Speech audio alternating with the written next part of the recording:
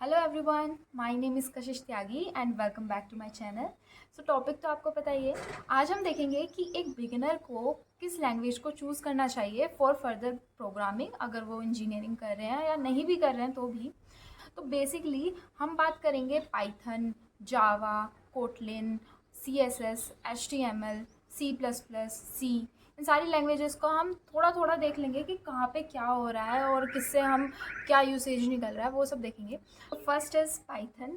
Python एक ऐसी language है जो काफ़ी इजी है और बिगनर्स में काफ़ी पॉपुलर है बिकॉज इसके अंदर काफ़ी बिल्ट इन लाइब्रेरीज होती हैं। लाइब्रेरीज इज़ लाइक कि आपको काफ़ी सारी चीज़ों को बाहर से लाना नहीं पड़ेगा, आपको खुद से काम इतना नहीं करना पड़ता, उसमें पहले से ही इतना काम हुआ रहता है, तो आपको जस्ट अपना लॉजिक लगाना होता है और आप इजीली पाइथन सीख जाते हैं। उसका सिंटेक्स भी हार्ड नहीं होता, इजी सिंटेक्स होता है, आप आराम से समझ सकते हैं। इट्स लाइक इंग्लिश, जैसे हम इंग्लिश पढ़ते हैं ना, तो बिल्कुल उसी की तरह है कि आपको अलग से समझने की भी ज़रूरत नहीं है। इट्स लाइक आप डॉक्यूमेंटेशन भी पढ़ लोगे तो आप पाइथन सीख जाओगे, वो इतनी हार्ड नहीं होती है। लाइक इजी लेवल की बात करूँ मैं तो बिगनर्स के लिए काफ़ी पॉपुलर और काफ़ी रिलायबल कहूँगी मैं इस लैंग्वेज को। और इसका यूसेज ये है कि पाइथन को आप किसी भी एग्ज़ाम में यूज़ कर सकते हैं, लाइक कॉम्पिटिटिव एग्ज़ाम है आपका, या फिर आप अपने प्लेसमेंट में भी यूज़ कर सकते हैं। But most of the time अब ये देखा जा रहा है कि पाइथन को इतना प्रीफर नहीं कर रहे हैं इन कॉम्पिटिटिव एग्ज़ाम। तो अगर आप जस्ट सीखना चाहते हैं कि कोई लैंग्वेज मैं सीख लूँ, या मैं स्टार्टिंग कर रहा हूँ या कर रही हूँ अपने करियर की विद अ लैंग्वेज, तो पाइथन से आप स्टार्ट कर सकते हो। इससे आपका कॉन्फिडेंस बूस्टअप होगा। लाइक अगर आप सीधा एक ऐसी लैंग्वेज की तरफ चले जाओगे जो काफ़ी टफ होगी, काफ़ी सिंटेक्स हार्ड होगा, काफ़ी इजीली सॉल्व नहीं हो पा रहे होंगे उसके क्वेश्चन, तो कहीं ना कहीं हमारा मोटिवेशन डाउन होगा। तो अगर हमें उससे बचना है और हमें एक लैंग्वेज भी सीखनी है, तो आपको पाइथन के साथ जाना चाहिए। That's a good choice. Second मैं बात करने वाली हूँ यहाँ पर जावा की।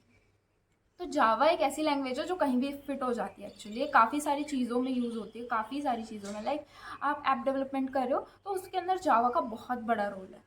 मेरे हिसाब से आप एक जावा के कोड से आप पूरी एप्लीकेशन बना सकते हो। ऑब्वियसली आपको डाटाबेस स्टोर करने के लिए किसी बैकएंड के सोर्स की ज़रूरत पड़ेगी, like Firebase and all. But Java एक ऐसी लैंग्वेज है जो आप अपने आगे तक के करियर के लिए यूज़ कर सकते हो। जावा और सी प्लस प्लस, ये दो ऐसी लैंग्वेज हैं जो मेनली सारी कंपनीज मांगती हैं अपने रेज्यूमे में, अपने कॉम्पिटिटिव एग्ज़ाम में। तो अगर आप जावा से शुरू करना चाहते हो तो it might be somewhat difficult कि आप शुरू करें, और आपको काफ़ी दिक्कतें आ सकती हैं। तो अगर आप रेडी हो काफ़ी सारा स्ट्रेस एक साथ लोड करने के लिए और आपको लगता है कि आप कर सकते हो, तो yes you can go with Java also. काफ़ी हार्ड तो नहीं है बट इन इंटरमीडिएट, काफ़ी ईजी भी नहीं है लाइक पाइथन। थर्ड हम बात करेंगे अब कोटलिन की। तो कोटलिन कुछ इस तरह से आई है कि वो जावा को ही रिप्लेस कर रही है। काफ़ी सारी कंपनीज जो हैं वो जावा की जगह कोटलिन प्रेफर करा रही हैं और अपने जो एम्प्लॉयज़ हैं उनको कोटलिन पढ़ने के लिए बोल रहे हैं। द रीज़न इज़, जो कोटलिन है वो एप्पल के जो डिवाइसेस होते हैं और जो एंड्रॉयड डिवाइसेस होते हैं उन दोनों में चल जाती है। But if I am talking about Java, Java दोनों में नहीं चल सकती। अगर आप जावा की एक एप्लीकेशन बना रहे हैं तो आप उसको सिर्फ एंड्रॉयड में चला सकते हो, not in Apple phones, Apple के डिवाइसेस। तो कोटलिन को इसलिए प्रेफर करा जा रहा है कि अगर एक यूज़र है और उसके पास मान लो दोनों ही डिवाइस हैं, एंड्रॉयड भी है एप्पल भी है, तो आप वो जो एप्लीकेशन है, आपकी एक एप्लीकेशन दो चीज़ों में काम कर जाएगी, दो चीज़ों में काम कर जाएगी, ना कि एक में ही करेगी। तो आप जितनी मेहनत एक को बनाने में कर रहे हो, आप फिर उतनी ही मेहनत दूसरे के लिए बनाने में करोगे, दूसरे डिवाइस के लिए करोगे। तो उससे बेहतर है कि हम एक ही लैंग्वेज को दोनों में यूज़ कर लें। तो कोटलिन इसलिए ज़्यादा प्रीफर की जा रही है। कोटलिन भी एक इंटरमीडिएट लैंग्वेज है और जैसा कि मैंने बताया, इसका यूसेज यही है कि ये ऐप डेवलपमेंट के अंदर यूज़ होती है। और आप काफ़ी सारी लर्निंग के लिए, एग्ज़ाम्स के लिए, आप किसी वेबसाइट पे अपना एग्ज़ाम्स की प्रिपेयर कर रहे हो, प्रैक्टिस कर रहे हो क्वेश्चंस की, उसमें यूज़ होती है। तो अब हम बात करेंगे थर्ड की। थर्ड इज़ सी और सी प्लस प्लस, सबने सुनी होगी। तो सी जो है वो मैंने देखा है कि काफ़ी सारे कॉलेजेस जो होते हैं वो सी से ही स्टार्ट कराते हैं बच्चों को। उनका सिंटैक्स, उनकी लॉजिक बिल्डअप वो सी के ही साथ शुरू करते हैं। मैंने जब अपनी इंजीनियरिंग शुरू की थी, हमें भी सी ही पढ़ाई गई थी। तो आई थिंक सबको सी ही पढ़ाई जाती है। लेकिन अगर मैं सी प्लस प्लस की बात करूँ तो it is little bit different from C. Like ये समवॉट हार्डर है सी से। अगर मैं सी प्लस प्लस और जावा की बात करूँ, ये सिमिलर हैं, इनकी कॉम्प्लेक्सिटी सिमिलर है। लाइक अगर आप जावा सीख पा रहे हो तो आप सी प्लस प्लस भी सीख लोगे। इट्स नॉट दैट डिफ़िकल्ट कि आप सीख ही नहीं सकते, सीख तो सकते हो, लेकिन थोड़ा आपको ज़्यादा मेहनत करनी पड़ेगी as compare to other languages. आप C++ को यूज़ कर सकते हो काफ़ी सारी चीज़ों में, मैं मेंशन कर दूँगी यहाँ पर। उसके बाद हम बात करते हैं HTML और CSS की। तो HTML CSS प्रोग्रामिंग लैंग्वेज नहीं होती, पहली बात तो ये कि आप इसको प्रोग्रामिंग करने के लिए यूज़ नहीं कर सकते।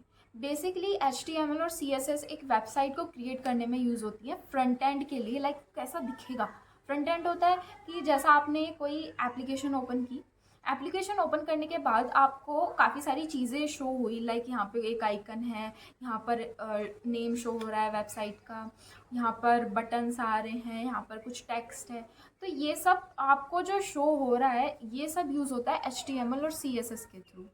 HTML यूज़ करते हैं हम नॉर्मली दिखाने के लिए, क्या दिख रहा है, लाइक आइकन है या कोई लिंक है या फिर हमने कोई टेक्स्ट दिया है, वो बोल्ड है, वो इटैलिक है, वो सब हम HTML के थ्रू करते हैं।